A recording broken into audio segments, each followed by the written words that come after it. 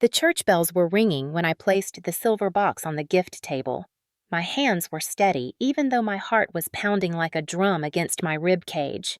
Inside that perfectly wrapped package was everything that would destroy my sister's fairy tale wedding in exactly 43 minutes. The irony wasn't lost on me that I had spent 28 years being the invisible sister, the forgettable daughter, the one who didn't matter, and now I was about to become unforgettable. I could see Savannah through the doorway, radiant in her $15,000 Vera Wang gown, laughing with her bridesmaids like she didn't have a care in the world, like she hadn't spent the last 6 months systematically humiliating me, like she hadn't built her entire perfect life on lies and manipulation. The wedding planner rushed past me, clipboard in hand, completely oblivious to the fact that this elegant Vermont resort was about to become ground zero for the most spectacular wedding disaster in recent memory. My phone buzzed, a text from Mark asking if I was sure about this. I didn't reply. I was sure. I had never been more sure of anything in my entire life. Before I continue, if you're enjoying this story of revenge and redemption, please hit that like button and subscribe to hear more real-life stories about standing up for yourself. Drop a comment below telling me what you would do in my situation. Your support means everything. Now let me take you back 3 months to when this all began, because you need to understand how I got here to this moment of reckoning. I was sitting in my Boston office when my mother called. It was a Tuesday afternoon, and I was in the middle of debugging a critical software issue for our startup's biggest client. I almost didn't answer because I knew what the call would be about.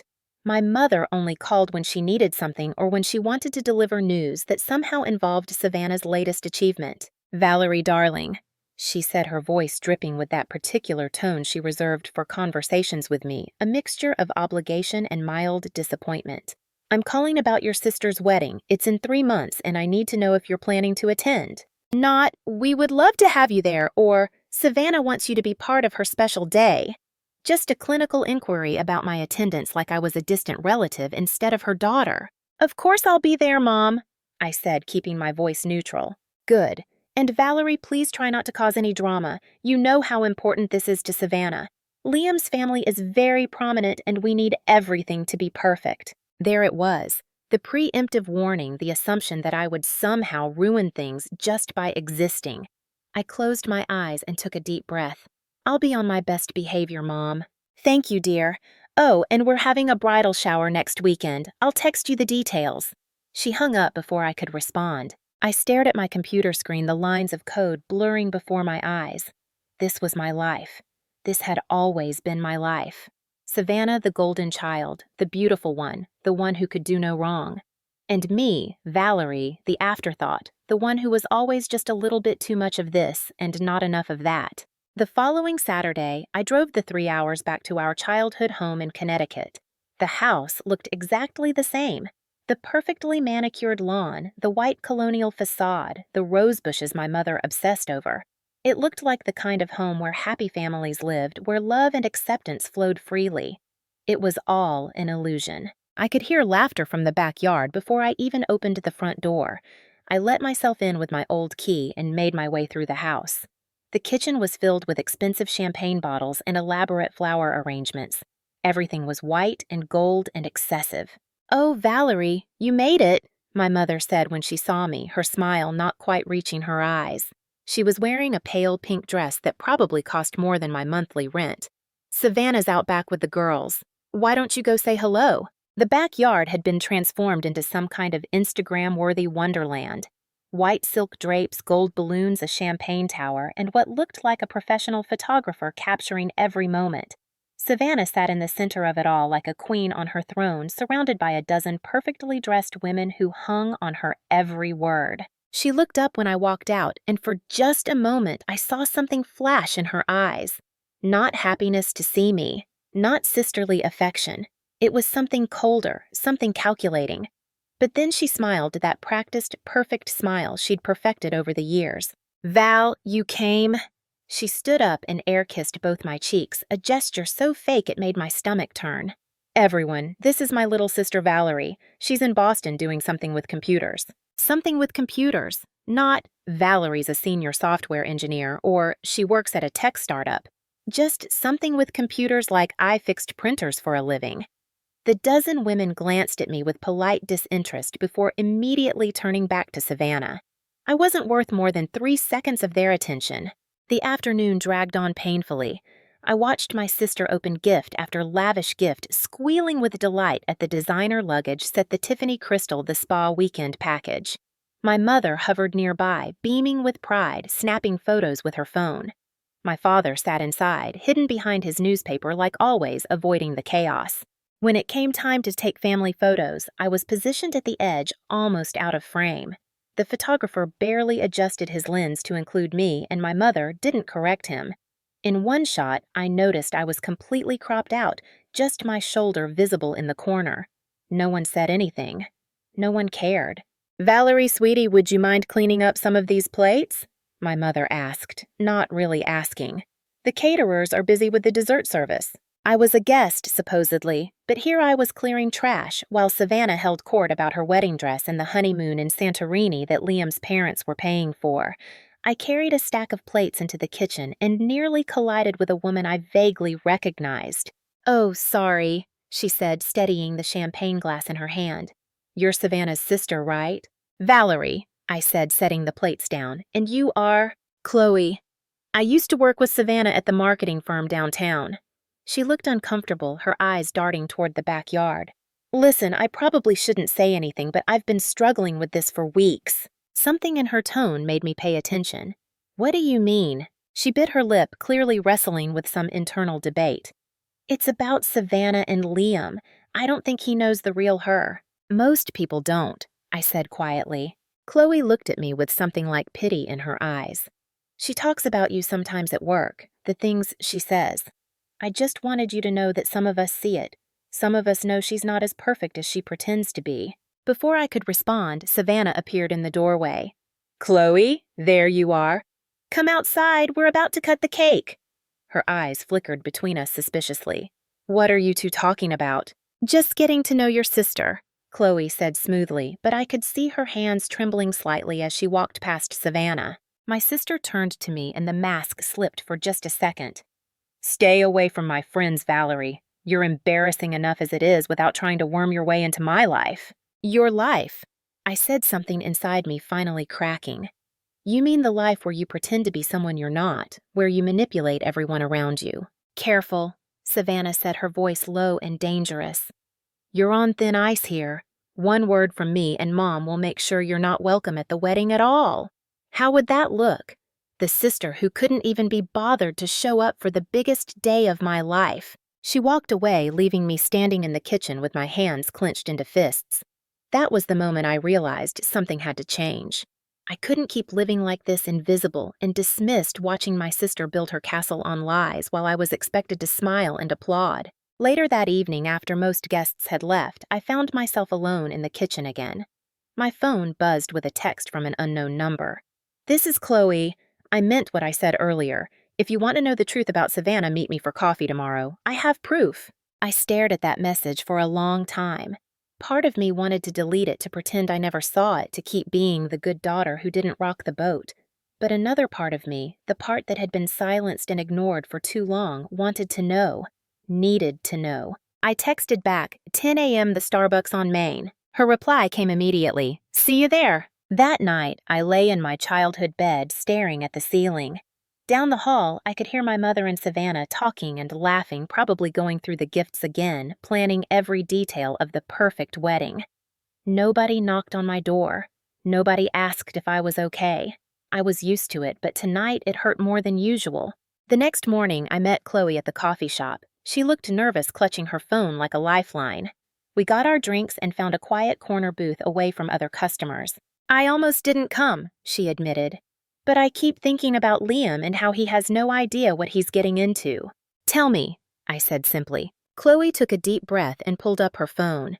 "I still have access to some old work files. Savannah was sloppy about covering her tracks."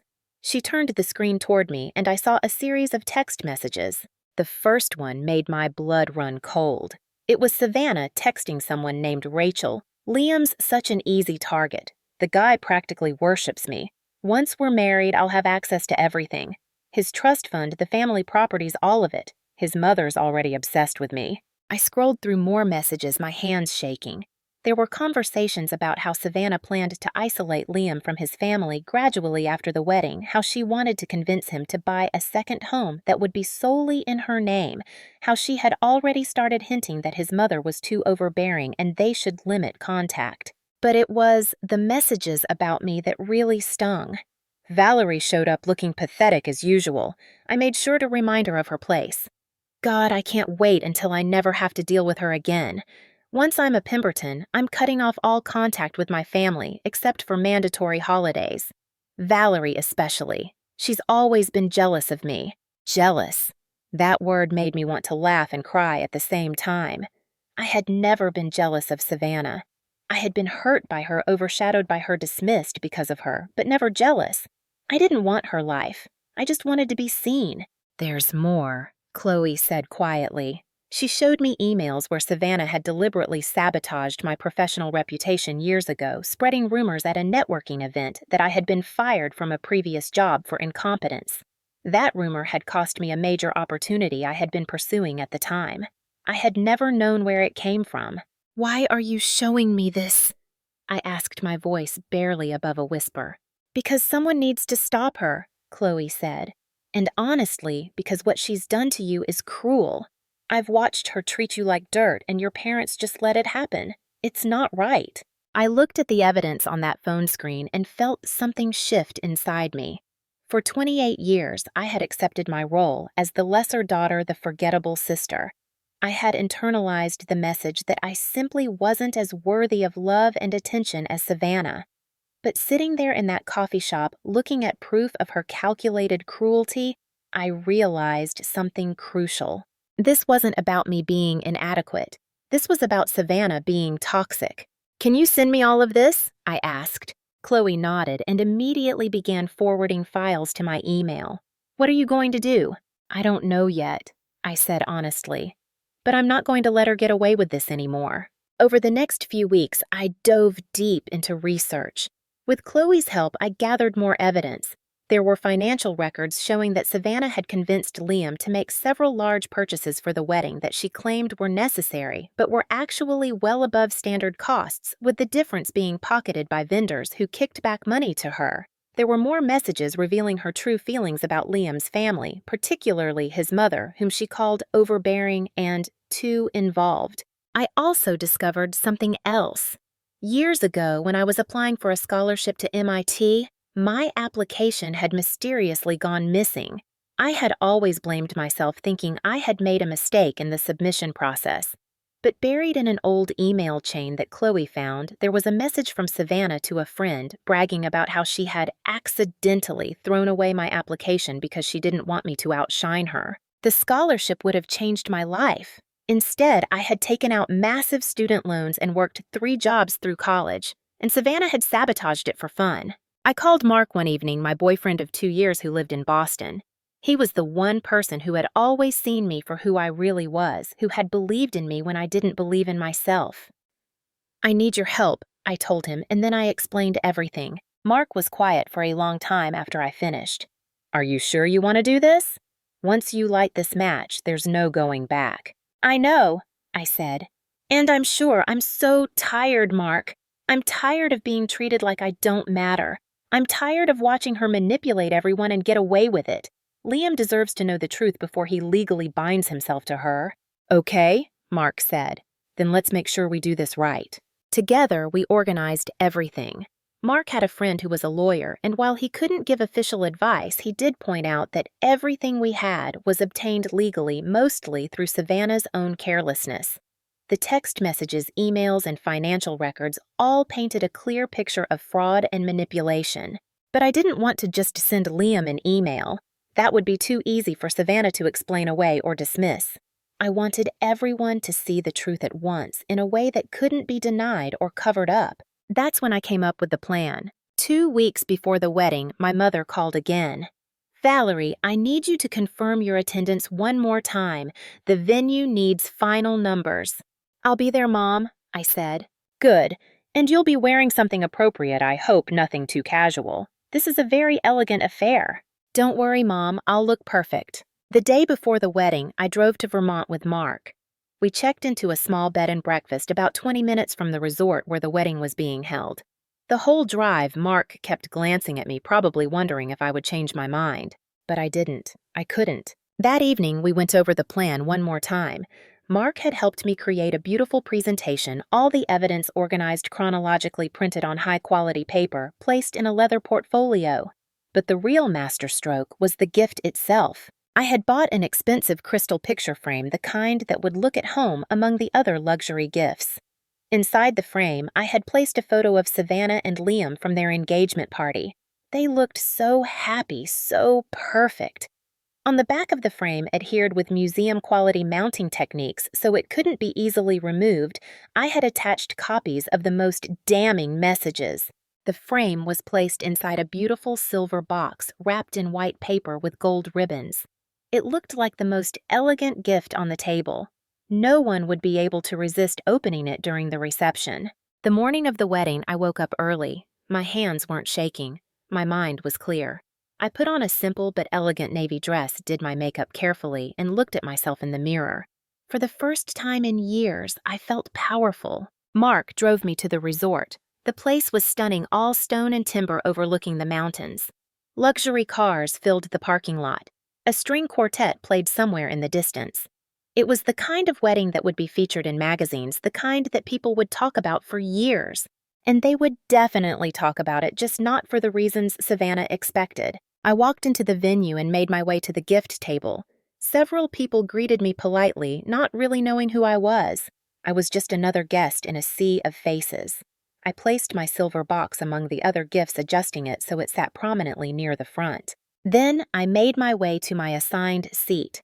I should have known what to expect, but it still stung. My place card was at a table in the back corner near the kitchen doors and the service station where waiters were organizing supplies. I was seated with distant cousins I hadn't seen since I was a child, and elderly relatives who wouldn't remember me. My parents were at the head table with Savannah and Liam. The rest of that table was filled with Liam's parents, his brother, and the maid of honor. There was no seat for me at that table, no acknowledgement that I was immediate family. I sat down and smiled politely at my table mates. One of the elderly aunts squinted at me. "Are you with the bride or groom, dear?" "Bride," I said. "I'm her sister." "Oh," she looked genuinely surprised. "I didn't know Savannah had a sister." Of course she didn't. Why would she? I had been erased from the family narrative so thoroughly that even relatives didn't know I existed. I watched as guests arrived as the space filled with flowers and laughter and anticipation. The ceremony was set to begin in 30 minutes. I checked my phone. Mark had texted, "Are you okay? Last chance to back out." I texted back, "No backing out. This ends today."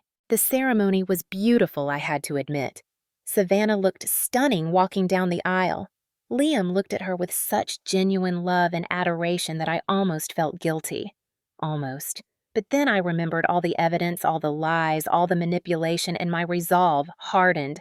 They exchanged vows that Savannah had probably written specifically to sound perfect rather than heartfelt. She cried at all the right moments. Liam's voice cracked with emotion when he said, "I do." The minister pronounced them husband and wife, and everyone applauded as they kissed. Everyone except me. I didn't clap. I just watched, knowing what was coming. The reception began with cocktail hour. I nursed a glass of wine and avoided my family. My mother was too busy basking in the glory of having married off her perfect daughter to the perfect man to notice me. My father stood awkwardly with a group of Liam's relatives, clearly out of his depth. Savannah and Liam made their grand entrance to thunderous applause. They had their first dance to some romantic song that I'm sure Savannah had obsessed over for months. They cut the cake. They toasted with champagne. Everything was going exactly according to her plan. Until it wasn't. During dinner, I noticed Mrs. Albright, Liam's mother, watching Savannah with an unusual intensity. Mrs. Albright was a formidable woman, a former prosecutor who now sat on multiple corporate boards. She had sharp eyes that missed nothing. Throughout the evening, I had caught her looking at Savannah with something that might have been suspicion. After dinner, as the dancing portion of the evening began, the MC announced that it was time for the bride and groom to open a few special gifts. This was apparently a tradition in Liam's family, I learned later. They would open gifts from close family members during the reception rather than waiting. My heart began to pound. This was it. Mrs. Albright personally selected which gifts to open. She chose one from Liam's grandmother first, then one from his brother, and then perhaps guided by some instinct or perhaps by pure chance, she picked up my silver box. "This one looks particularly elegant," she announced. "Let's see what lovely gift awaits the happy couple." Savannah was smiling, glowing, completely unaware. Liam carefully untied the ribbons and removed the wrapping paper. He opened the box and pulled out the crystal frame. "Oh, it's beautiful," Savannah cooed, reaching for it. "Look, it's from our engagement party." Liam turned the frame over, probably looking for a card. That's when he saw the papers mounted on the back. I watched his face change. Confusion first, then concentration as he began to read.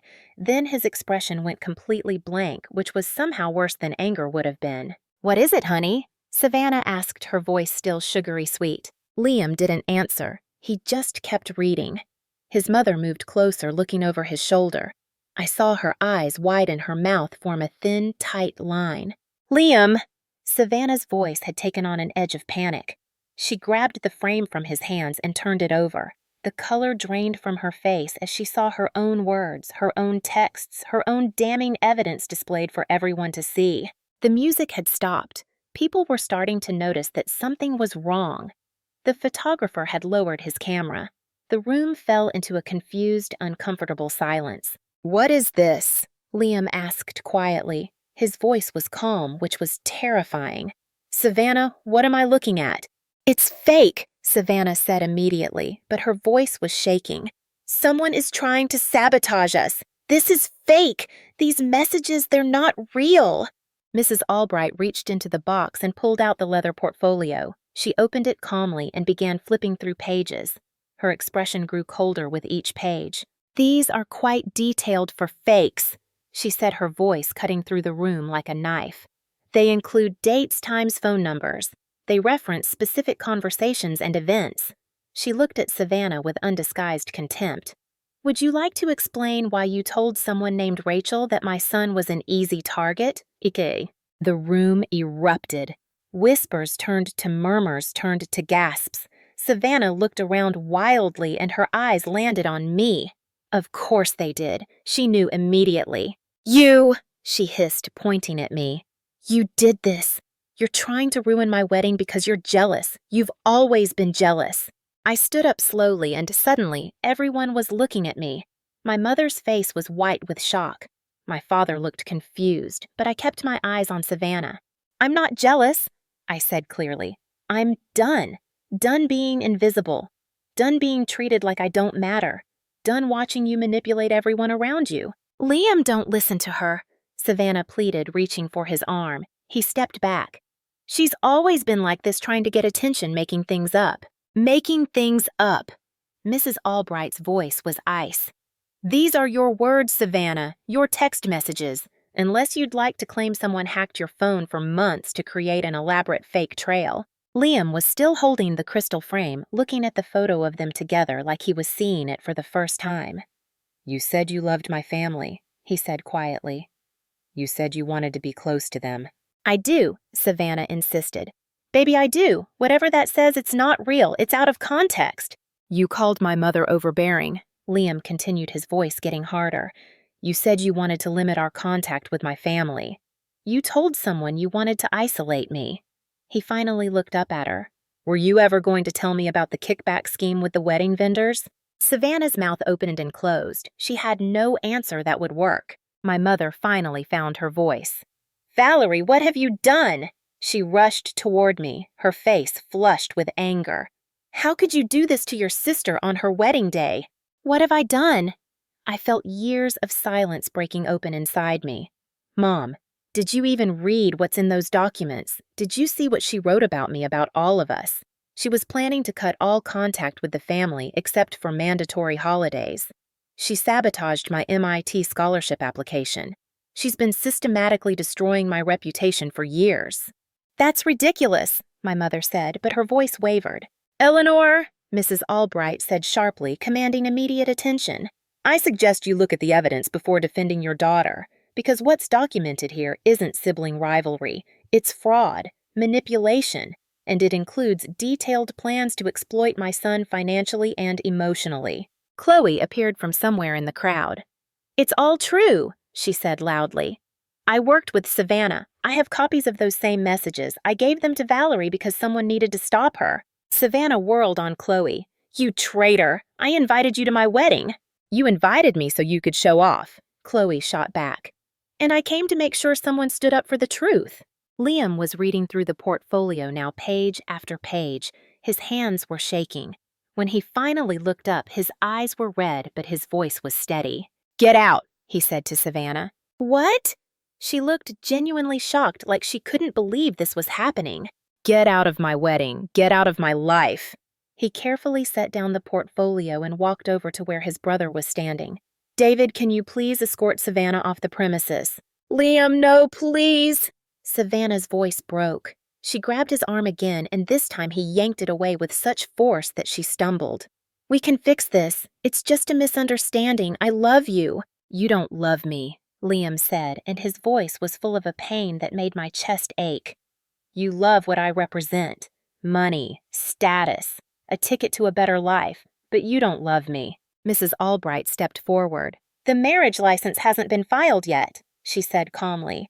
"As far as the law is concerned, this wedding never happened. I suggest you leave now, Savannah, before we discuss whether to pursue legal action for fraud." My father, who had been silent through all of this, finally spoke.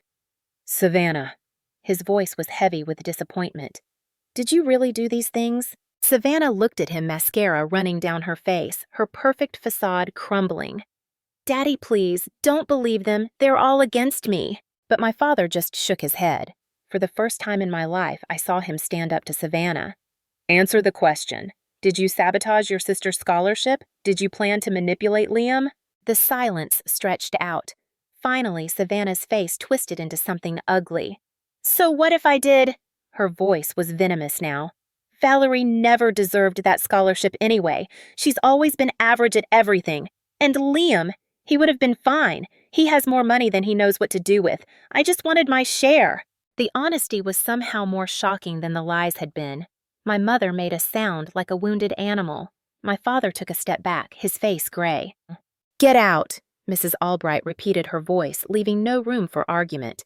"Security will escort you if necessary." Savannah looked around the room at the hundreds of guests staring at her at the gorgeous reception hall that had become her personal nightmare. She gathered up her skirts and ran her white dress trailing behind her like a ghost. The room erupted into chaos. Some people were crying, some were arguing, some were simply standing in shock. I felt Mark's hand on my shoulder, and I turned to find him looking at me with concern. "Let's get you out of here," he said quietly. But before we could leave, Liam appeared in front of me. Up close, I could see how devastated he was. "Are you Valerie?" he asked. I nodded. "Thank you," he said simply. "I know this wasn't easy, but you saved me from making the biggest mistake of my life." Mrs. Albright joined him. She studied me for a long moment. "You have remarkable courage," she said, "and impressive investigative skills.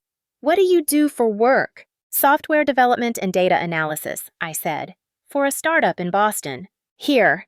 She handed me her business card.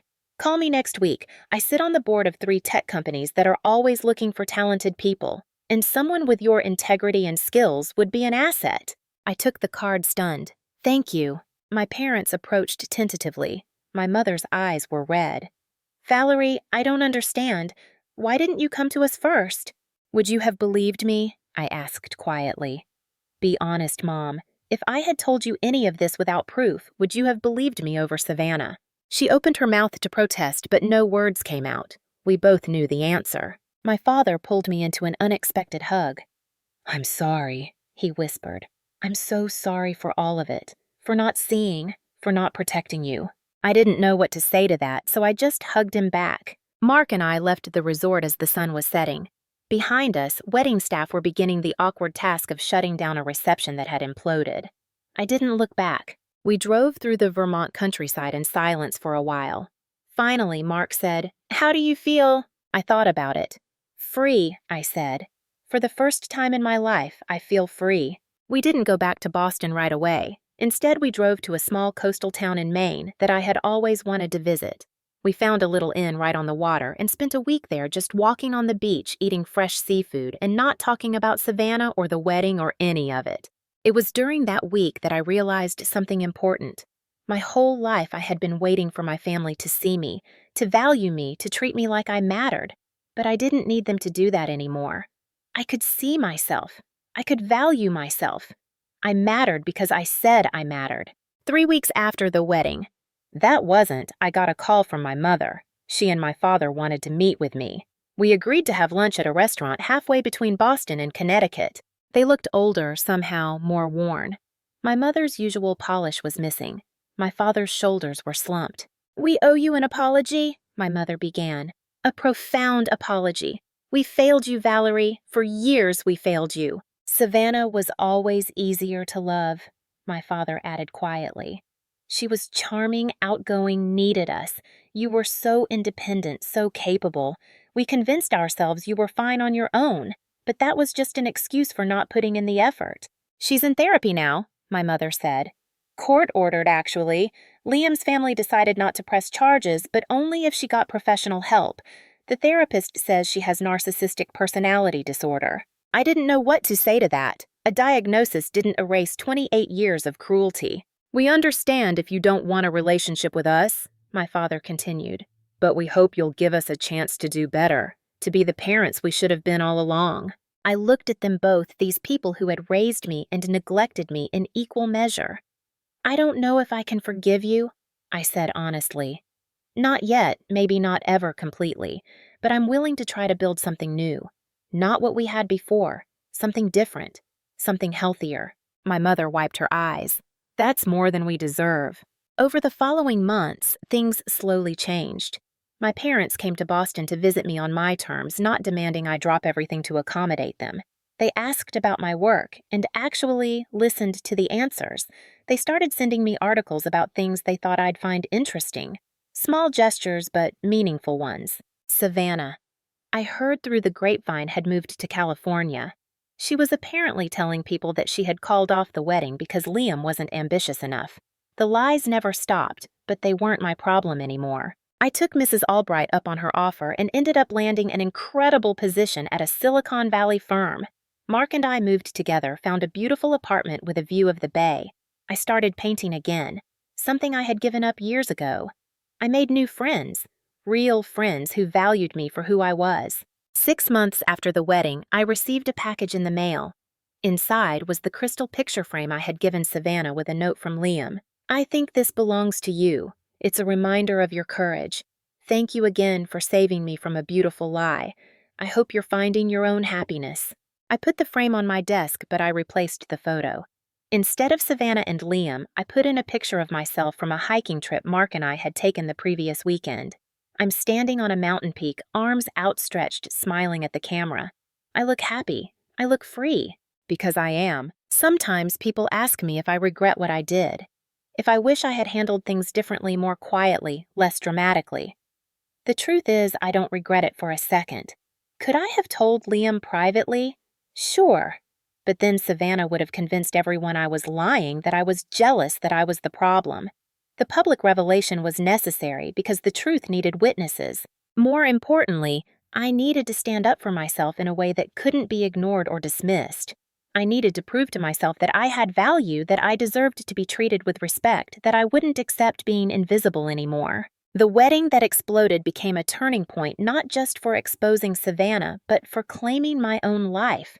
For the first time, I wasn't living in anyone's shadow. I was standing in my own light.